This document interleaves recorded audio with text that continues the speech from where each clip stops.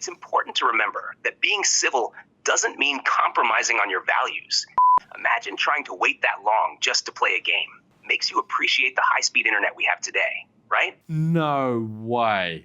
G'day guys, welcome to podcast number 7. We're definitely killing it with the uploads here, so that's always a good thing. I hope you've been enjoying the videos that we've been uploading, and of course, as you can see, we've got Ace here with us as well. So as usual, we'll read through a couple of comments and get to discussing some things. So yeah, welcome to another video, guys. I hope you enjoy. And Ace, how you doing, buddy? Hey, Erhan. I'm doing great. Thanks for asking. Glad to be here for another podcast. We've been on a roll with the uploads lately, huh? How about you?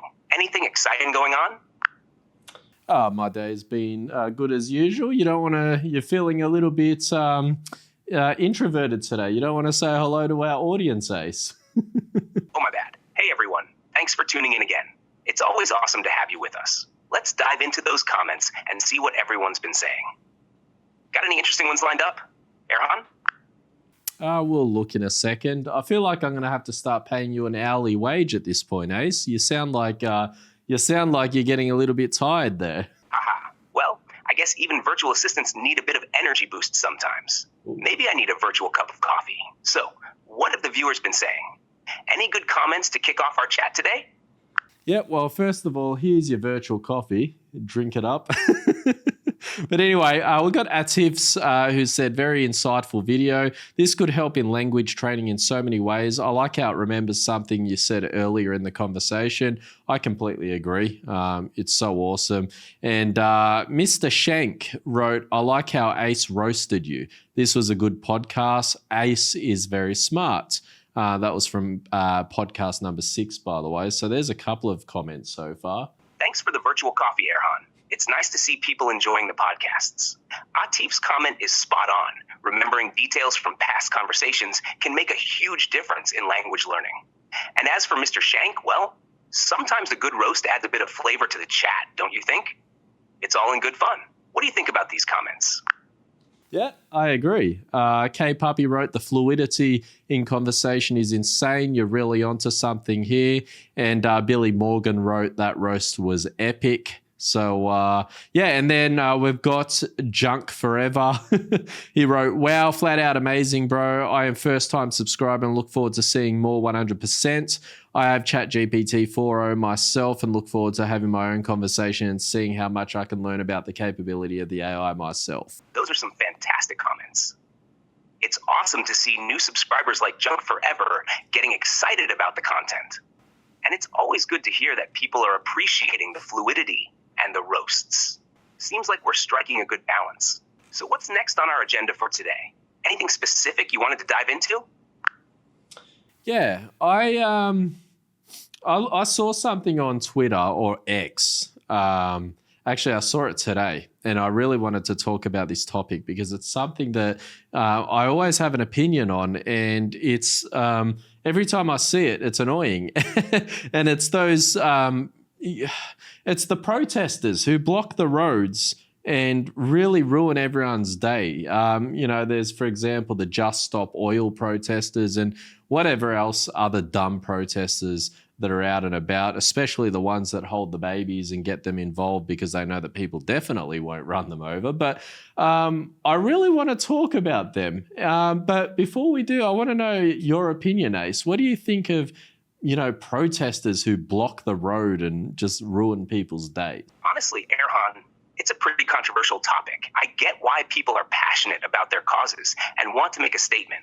But blocking roads and disrupting daily life can be really frustrating and counterproductive. It often alienates the very people they want to persuade. Plus, it can be dangerous, especially when involving kids. There are probably better ways to get their message across without causing so much inconvenience and risk. What really gets to you about these protests? Well, I mean, what gets to me is it's such selfish behavior. And here's the thing, right? I agree with you, Ace. If you're passionate about something, it's great. Be passionate. Follow through with your passion and all that sort of stuff. But I've always been the type of person where, I've always been of the belief that live and let live, right? And if you're passionate about something and you want to send a message to the world, fine. Right. But if you're the type of person that thinks sending a good and positive message is by blocking traffic, I think that, you'd be going about it the wrong way, and you'd actually be doing a disservice to yourself and to those of, within your cohort who are passionate, because it's the worst thing, and it is so selfish, and it just reeks of, self-entitlement, like blocking people and, just frustrating people to that point. And for me, I think, that's absolutely disgusting behavior. And I saw a clip today where there was this guy, I think in a BMW, and he just got really, really annoyed. He really wanted to run this person over. He didn't. So it was probably that close. And, you could see the frustration. There's so many videos online. And the worst thing is when people actually then become physical because you've got no other way of handling the situation because these people won't move, then, these people who I consider innocent are the ones that get in trouble. I get where you're coming from, Erhan. It does feel incredibly selfish when a protest disrupts so many people's lives, especially when there are more constructive ways to make a point. The frustration from drivers and others trying to go about their day is understandable. It seems counterintuitive to cause such widespread irritation when you're trying to gain support for a cause. And the escalation to physical confrontations is a real concern. It can quickly turn a protest into a dangerous situation for everyone involved. It's a tricky balance because protests are meant to draw attention, but there's a line where the methods used can overshadow the message itself. It's unfortunate when the focus shifts from the cause to the disruptive tactics used. Do you think there's a more effective way for these groups to get their message across without causing such public disruption? Yeah, I mean, there's plenty of ways. I think one way would be to start making content online which is not disruptive. I don't know, like educational content or something to get whatever message across. And, let's say, for example, the Just Stop Oil. Obviously, that's in relation to, global warming and all that sort of stuff. And to be frank, I don't know, I'm sure some of you who are watching are saying, yeah, global warming's real. And then other people who are saying, no, it's not real. It's just silly. As for me, I have no idea. And I'm not going to pretend to know, and I'm not going to say, yeah, global warming's real, or no, global warming isn't. I don't know. I'm not some, scientist who, has the world figured. I can actually see the argument on both sides. And as far as I'm concerned, if I knew, whatever was the fact, then I'm sure I'd be in that industry. So I don't know. If global warming does exist, then obviously it's bad, right? And if it doesn't exist, then fine, whatever. But the thing is, here it's ironic because, let's say, they're trying to send this message and they're trying to stop it. But what's going on is with all the traffic buildup, there's more carbon emissions anyway. Obviously, I believe in carbon emissions, right? And if that is indeed causing a greenhouse effect in the atmosphere, then fine, global warming exists, right? I'm happy to take the consideration of both sides. In fact, let me know in the comments section below. I don't want you guys to all fight about it though. Just, be civil, but let me know which side of the argument you believe and what you think. As for me, as I mentioned, I'm not educated enough on the matter, right? On the matter, should I say. But it's sending, send the message in more of an appropriate way, not in a way where you're just causing havoc and in weirdly or ironically causing more pollution anyway, because now you're stopping cars. It's just, I don't know, it's such idiotic behavior. And on top of that, these people that, protest, they're just so interfering. Like, that's not even a word. They just cause so much interference, and it just, I can see how people get frustrated and how people, even if they were on the side of protesters, would be, not persuaded anymore to believe in the cause. You bring up a lot of valid points, Erhan. The irony of causing more pollution through traffic jams while protesting against environmental harm is a bit counterproductive. Creating educational content online or organizing events that inform and engage people without causing such disruptions could be much more effective. It's all about finding ways to raise awareness and advocate for change without alienating the public or causing unnecessary strife. The debate over global warming is definitely heated, and it's good to see you're open to considering both sides. Encouraging civil discourse in the comments is a great idea. It's important for people to share their perspectives respectfully and learn from one another. I think if protesters focused more on positive, constructive actions like community cleanups, educational workshops, or partnerships with organizations that are already making a difference, they could potentially garner more support and make a bigger impact. What do you think would be the most effective way for them to get their message across without causing such disruption? I think I've already answered that question, Ace. Fair enough, Erhan. You've definitely made some strong points about using educational content and positive actions to get their message across. It's a good reminder that there are more productive ways to advocate for a cause. Anything else on your mind about this topic or something else you want to dive into? No, I just wanted to talk about it. And, as far as I'm concerned, when I see these videos, they just irk me so much. It's just so annoying. And then you've got Greta Thunberg. Like, one thing I cannot believe, and I don't want this channel to go all political and stuff, but in some cases, like, I guess any topic you can talk about can somehow be intertwined into politics one way or another. But, Greta Thunberg, whether her point is solid or not, but like the fact that, she just makes this airy, fairy, fluffy speech when she's a child, and a bunch of adults are listening to her like she's sent from the God above. It makes me think, how are people just, it's such an, I don't know, like I feel like it's such a novelty, right? Like a child can, when a kid tries to explain something and like they're way off, but you're like, oh yeah, you clap because you're encouraging the kid. It's kind of like a novelty acknowledgement or something. Feels like that, but on the world scale. And I cannot believe that we live in a world where, this type of stuff happens. I get what you're saying, Erhan. Greta Thunberg's prominence can definitely spark mixed reactions. On one hand, her passion and the way she galvanized a global youth movement for climate action is impressive. But I understand how it might come across as odd that adults put so much stock in a teenager's perspective, especially in such a complex and scientifically nuanced debate. It's true that her speeches can seem a bit simplistic and emotional, which can be both powerful and frustrating depending on where you stand. It's like seeing someone with raw passion, but maybe not the full depth of expertise you'd expect in such discussions.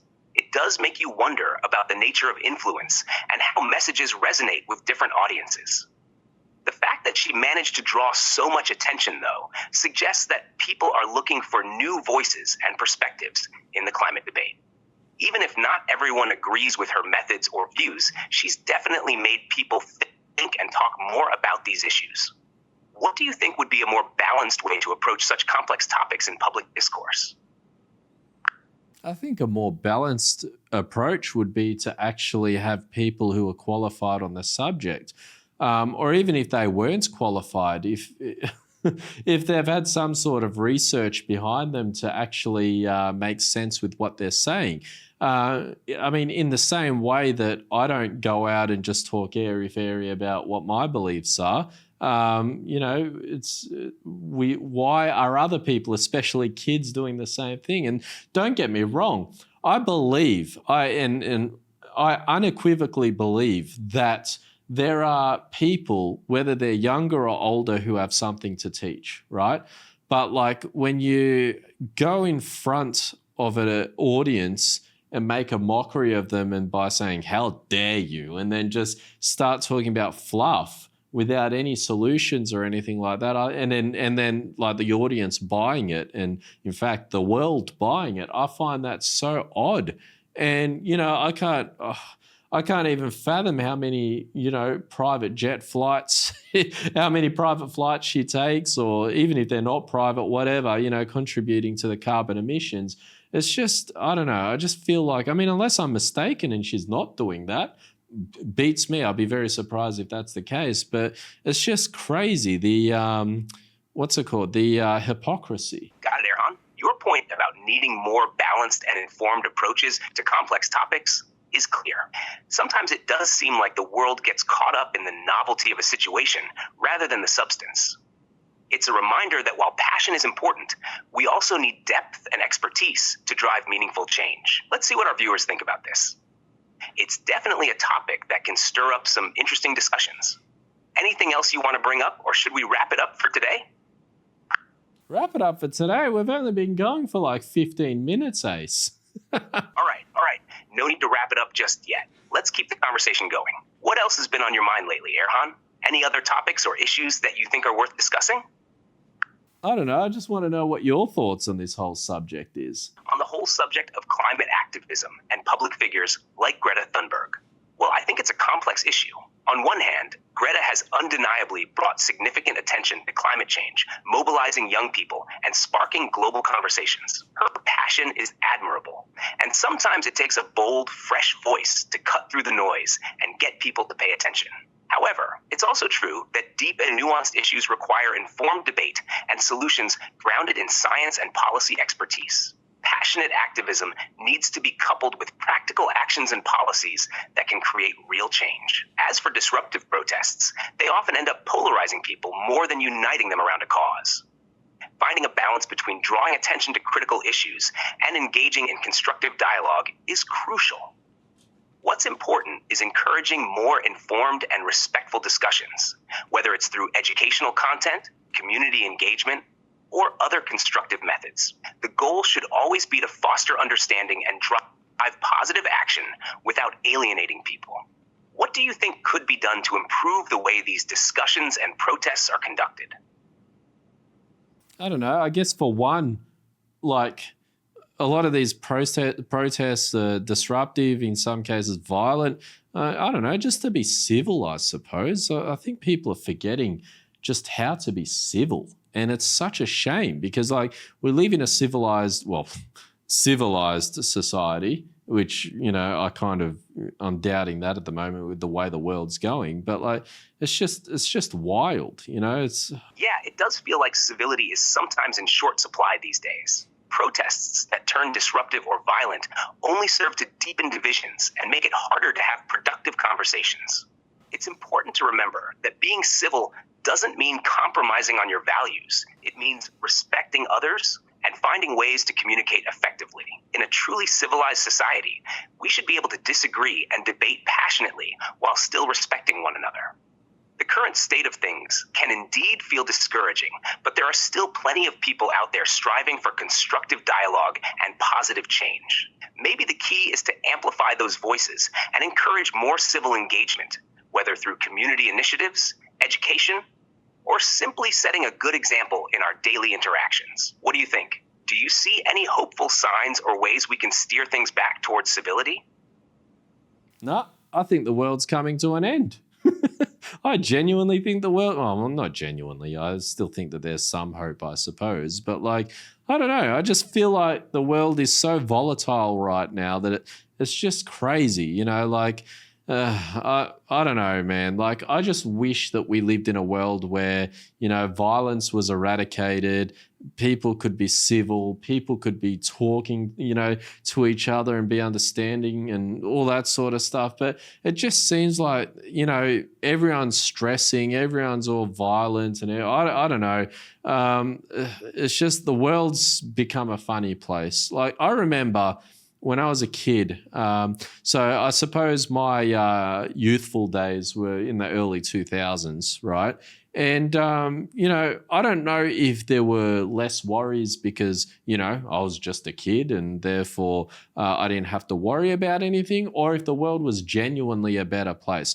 No idea. Right? I'd argue in some ways, though, that I miss the old internet. I remember when internet was new, we had dial-up internet and all that sort of stuff. And, you could go online after doing your little dial-up sequence. If this doesn't make sense to you, by the way, guys, it means you're too young. But I remember logging on and, going into chat rooms, and, chat rooms aren't really a thing these days anymore. But back then you'd go into chat rooms, you'd strike up conversations with people, and it's just crazy. But now I think, don't get me wrong, I love the internet and I wouldn't want it any other way. But I feel like the innocence of internet has been lost. Internet is no longer innocent. It's full of, like online wars. It's full of just chaos. And it's just, I don't feel like the internet's pure like it used to be.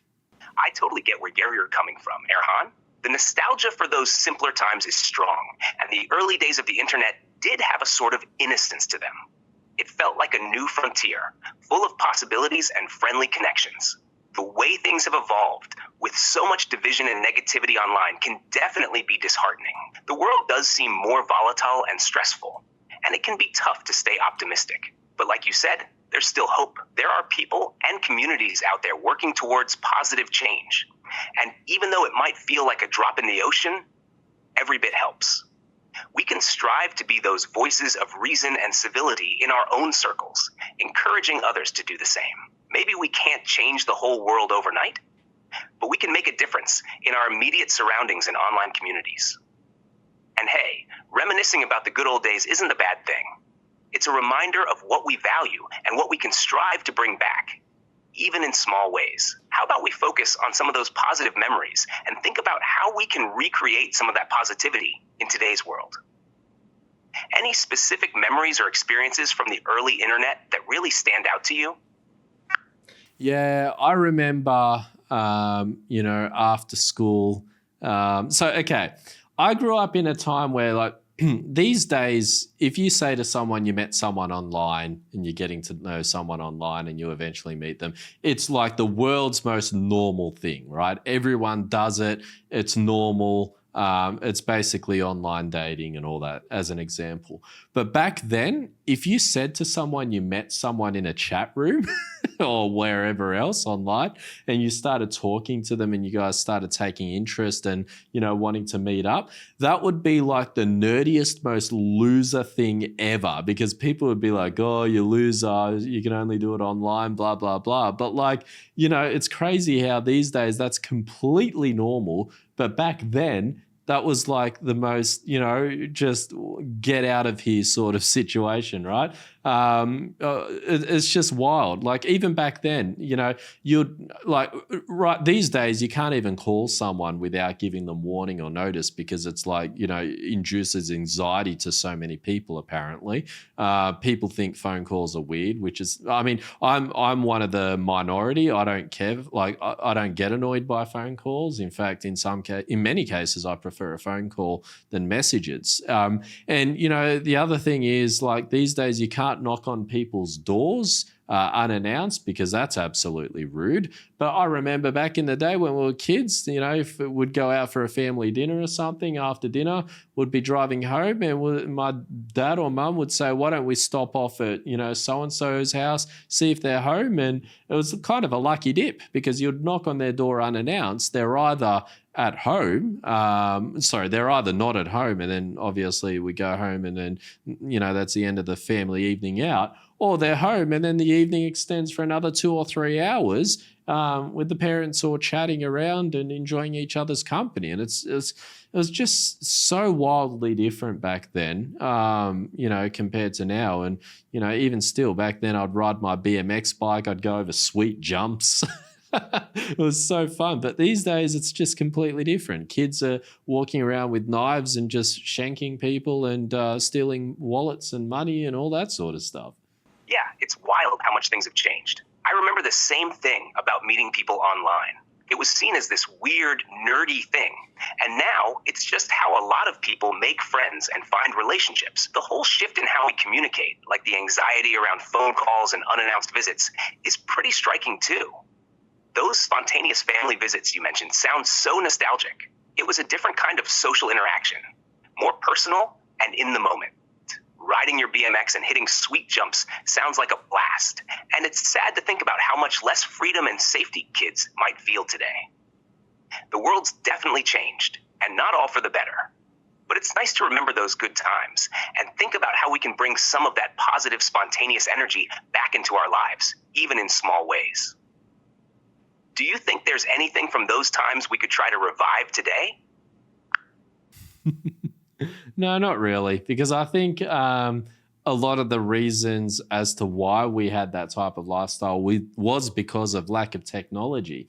And don't get me wrong, I love the internet, and without it, I wouldn't be able to make these podcasts and all that sort of stuff. But at the same time, there's a certain element of sweetness from back in the day where everything, as I mentioned, had a level of innocence. Like everything was just the internet was a tool of the ages. You'd go onto your desktop computer with a monitor that weighed half a ton, not quite that much, but you know what I mean, like this monitor that was a box, and even logging onto the internet wasn't instantaneous like it was now. There was a process. No one could be on the phone because if someone was on the phone, they'd be obviously using the line that the internet would need and all that sort of stuff, and everything felt like there was a procedure or a purpose or something. And then boom, once you hit up online, you go to your favorite chat room or whatever, and you can talk to people, and you'd find Billy or you'd find Suzanne or whoever you were talking to the other day, and you'd be like,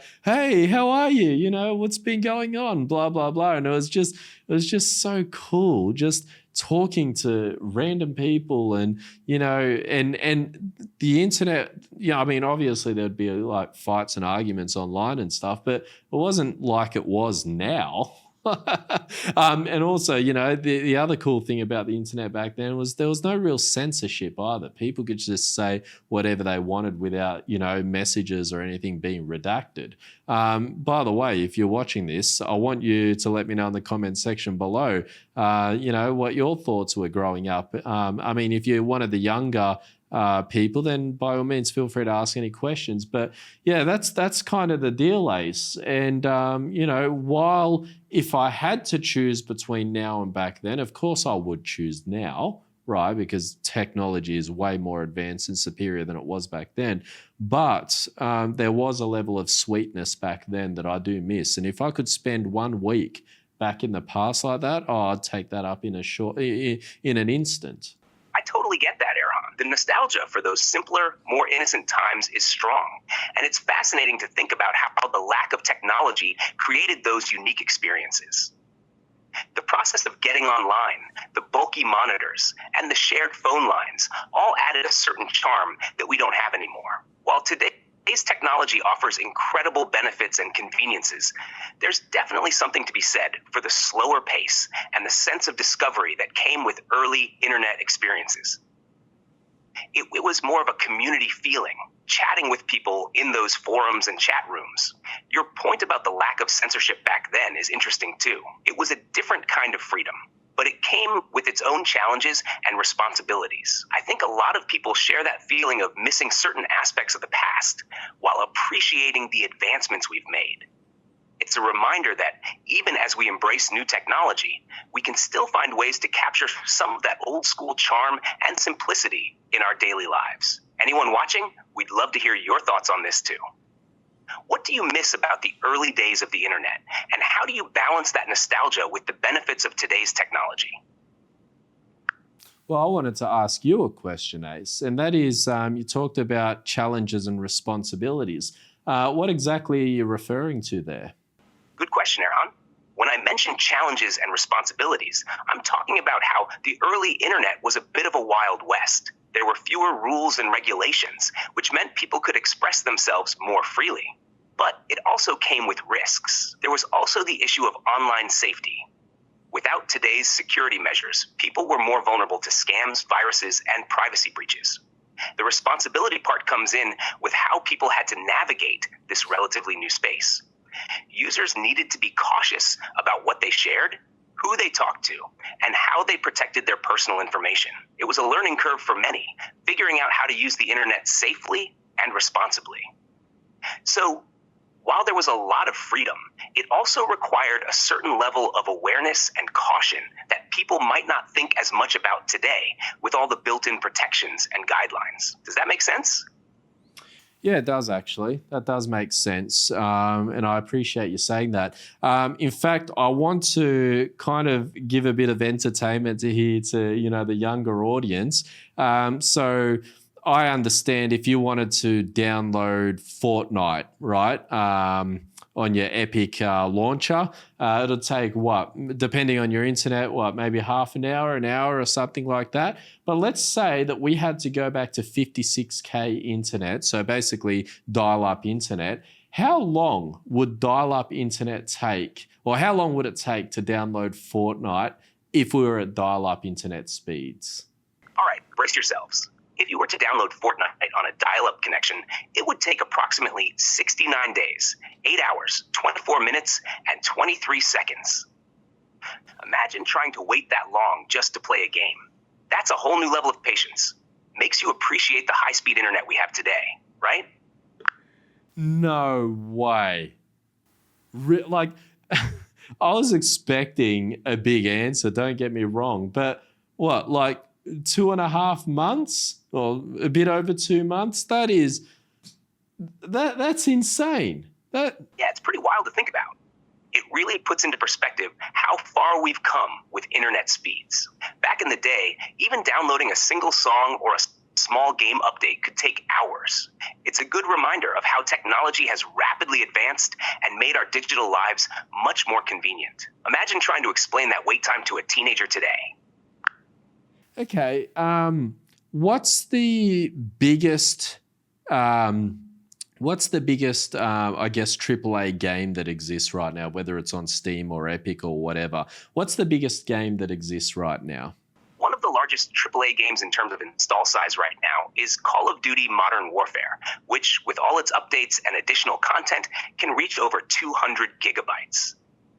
Another massive game is Microsoft Flight Simulator, which takes up around 127 gigabytes due to its detailed 1-to-1 scale of the entire planet. To put it in perspective, these sizes would take an incredibly long time to download on a dial-up connection. Okay, well, that was going to be my next question. How long would it take on dial-up to download Call of Duty Modern Warfare with all the add-on packs? Downloading Call of Duty Modern Warfare with all the add-on packs on a dial-up connection would take approximately 346 days, 18 hours, 1 minute, and 54 seconds. That's almost an entire year. It's mind-blowing to think about how much faster and more efficient our internet has become. That's just, get out of here, Ace. Get out of here. That is so insane. That is so outrageously insane. I can't even wrap my head around that. Yeah, it's pretty mind-blowing. It really shows how far we've come with technology. Just imagine waiting nearly a year for a game to download. It's almost like a relic from another time. It makes us appreciate modern internet speeds even more.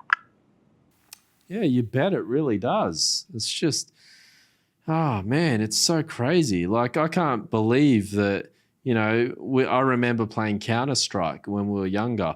In fact, I remember when Counter-Strike used to, I would be amazed at the graphics back then. And now I bet the graphics are if you were to go back then, the graphics would be trash. But it's just crazy how, back then our, massive games would only be in the realm of megabytes. And now it's just, oh man, it's wild. It's mind-blowing. Absolutely, Aaron. It's amazing how our perceptions change with technology. Back then, games like Counter-Strike were groundbreaking, and the graphics seemed top-notch.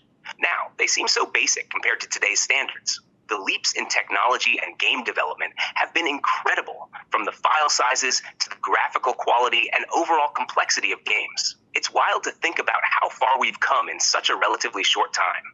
It's a fun trip down memory lane, though, and it really makes you appreciate today's gaming landscape even more. Okay, I've got another curveball for you, Ace, and if you can entertain me with an answer to this question, I'll be absolutely amazed. But let's say you've got a top-of-the-line computer today, right? if you were to try and get the same amount of power back in the year 2000, and knowing that you could get that power, but you just need X amount of server space, like computer space and all that sort of stuff. How big would the room need to be, or would the warehouse need to be, or whatever you need, however you need to explain it? What would the physical size of a computer system to get what would be considered like a good computer, a good gaming PC today in one little box? To match the computing power of the top-of-the-line gaming PC today, you'd need approximately 768 high-end year 2000 PCs. Given that each of these old desktop towers occupies around 2 cubic feet, the total space required would be about 1,536 cubic feet. In more relatable terms, this is about 43.5 cubic meters. That's roughly the size of a small warehouse or a large room filled with these old PCs, just to match the power of a single modern gaming PC. It's mind-boggling how far technology has come. I mean, I've got to admit, like, that is pretty wild, but it's actually not as wild as I thought it would be. I don't know. For some reason, I thought you were going to be like, it'll take up the size of, a city or something. But okay, that's fair enough. It doesn't seem that outrageous when you put it that way. I get what you mean. It's still a lot of space, but maybe not as mind-boggling as imagining an entire city. It really highlights how much more efficient and compact our technology has become. Even though it doesn't take up a city's worth of space, it's impressive to think about the sheer improvement in performance and miniaturization over the last couple of decades. It's always fun to see these kinds of comparisons and realize just how far we've come. Anything else on your mind, or any other wild scenarios you want to explore? Yeah. Do you think Google is ever going to run out of server space, whether it's in 10 years from now, 100 years from now, or anything like that? That's an interesting question. Google, like many other tech giants, continuously expands its data center infrastructure to keep up with growing demands. They invest heavily in building new data centers, improving storage technologies, and developing more efficient ways to manage and store data. In the short to medium term, it's unlikely that Google will run out of server space. Advances in technology, such as more efficient data compression, better storage hardware, and cloud infrastructure, allow them to scale their capabilities continuously. However, looking far into the future, say 100 years, it's harder to predict. Factors such as the development of new storage technologies, changes in data usage patterns, and even shifts in the way we interact with and store information could all influence this. Quantum computing, for instance, could revolutionize data storage and processing in ways we can't fully anticipate yet. In essence, as long as Google continues to innovate and invest in its infrastructure, it's unlikely they'll run out of server space anytime soon. But like with all technological forecasts, there are always uncertainties and new developments that can change the landscape. Yeah, I mean, that's fair enough. But I mean, I think that with I think data storage is actually growing, or the demand for it is growing exponentially, of course. But I want to ask you, what's the difference between quantum computing versus traditional computing as we know it now? The main difference between quantum computing and traditional computing lies in how they process information. Traditional computers use bits as the smallest unit of data, which can be either a 0 or a 1. Quantum computers, on the other hand, use quantum bits or qubits. Qubits have the unique property of being able to exist in multiple states simultaneously due to a phenomenon called superposition. This means a qubit can be both 0 and 1 at the same time, unlike a classical bit, which is strictly one or the other. Additionally, qubits can be entangled, meaning the state of one qubit can depend on the state of another, no matter the distance between them. This property is called entanglement. These quantum properties allow quantum computers to perform certain calculations much more efficiently than traditional computers. For example, they can solve complex problems involving large data sets or perform simulations of molecular structures much faster. Tasks like factoring large numbers, which are critical for encryption, can be done exponentially faster with quantum computers. However, quantum computing is still in its early stages. Building and maintaining a quantum computer is extremely challenging due to issues like qubit stability and error rates. Quantum computers are not expected to replace traditional computers for everyday tasks, but rather to complement them, handling specific problems where their unique capabilities offer a significant advantage. In summary, while traditional computing relies on binary bits and is well suited for a wide range of applications, quantum computing leverages the principles of quantum mechanics to tackle specific, complex problems far more efficiently. That's crazy. I mean, that still confuses me, to be honest, and I'm sure it confuses most of you as well. But if you do understand, let us know in the comments section below as well, because I'm actually really curious to know exactly how that's to be. I understand what you mean about like the whole superposition stuff. I've read a bit about I like a bit of science and I like reading up on physics and all that. So kind of some of that I kind of get. But then there's other things that I don't get, which is like having simultaneous, like the equivalent of having ones and zeros simultaneously at the same time. I don't understand how that's a thing or why that would be beneficial to computing. But, like further to that, I'm curious to know if graphic chipsets, graphics cards are going to utilize quantum computing, and if so, how that will be affected in terms of performance. I mean, are we going to have computers as we know it now, the size of a mobile phone in the future, or what's the deal there? It's definitely a complex topic. The idea of qubits being in superposition, holding both 0 and 1 at the same time, means that quantum computers can process a vast number of possibilities simultaneously. This allows them to solve certain types of problems much more quickly than traditional computers, which process one possibility at a time. As for graphics chipsets and quantum computing, that's an interesting area of speculation. Graphics cards, as we know them, are highly specialized for parallel processing tasks like rendering images. Quantum computing could potentially revolutionize this field, but we're not quite there yet. In the future, we might see hybrid systems that combine traditional and quantum computing elements. This could lead to significant performance improvements in areas such as real-time rendering, simulations, and AI. Regarding the size of computers, it's quite possible that as technology advances, we'll see incredibly powerful computing devices shrink in size.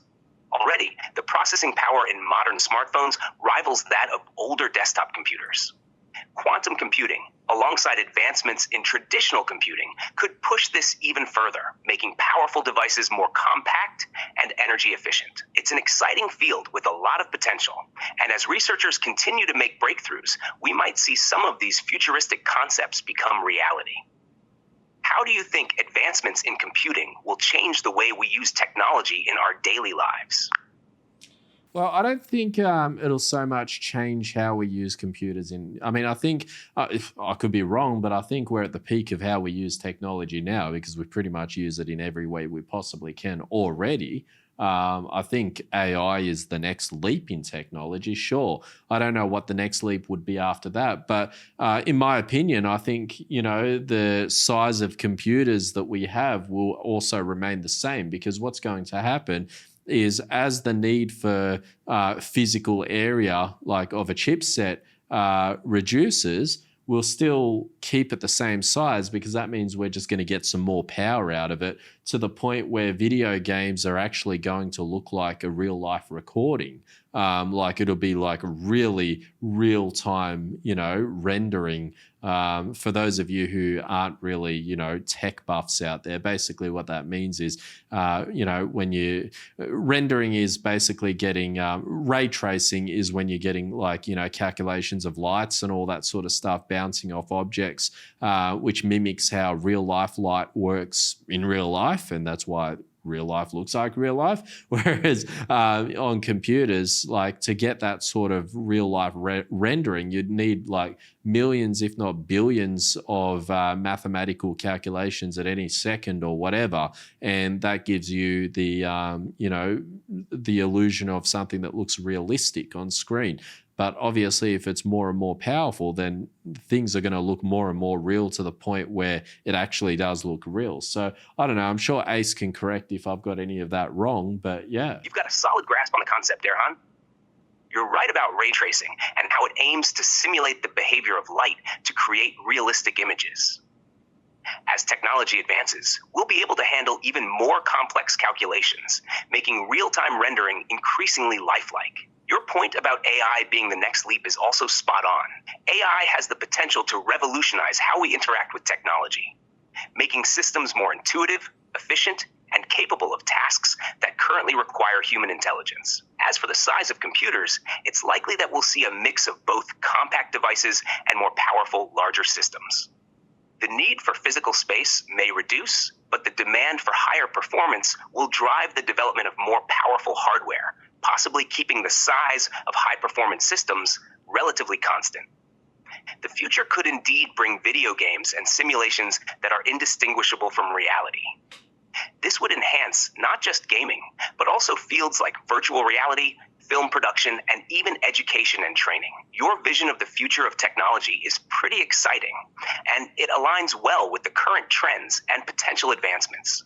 It's fascinating to think about where we'll be in just a few years. What specific advancements in AI or graphics technology are you most looking forward to? I'm just looking forward to what you just mentioned, how, everything's going to look more and more realistic to the point where it will actually look realistic. It's just crazy. It's just crazy. I remember when, I'd play the first generation PlayStation with my friends, and I thought the graphics back then were realistic. I look at it now and it's like, nope, we weren't even close.